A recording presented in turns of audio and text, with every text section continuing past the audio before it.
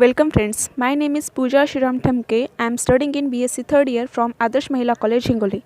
Today we discuss about the theorem. A non-empty subset S of a vector space V is a subspace of V if and only if following conditions are satisfied. The first condition is U comma V belongs to S, then U plus V is also belongs to S. If U belongs to S and alpha is a scalar, then alpha into U is also belongs to S. Let's see the proof of this theorem. Let S be a subspace of V, then S is a vector space under the same operation as those of V. The operations are the additions and scalar multiplication, hence S satisfy A and B.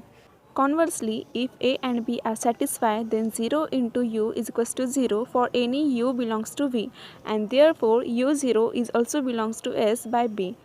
Hence, 0 into U0 is equals to 0 is also belongs to S. Similarly, minus 1 into U is equals to minus U for any U belongs to V. Therefore, for any U0 belongs to S, minus U0 is also belongs to S, and thus S is a abelian group.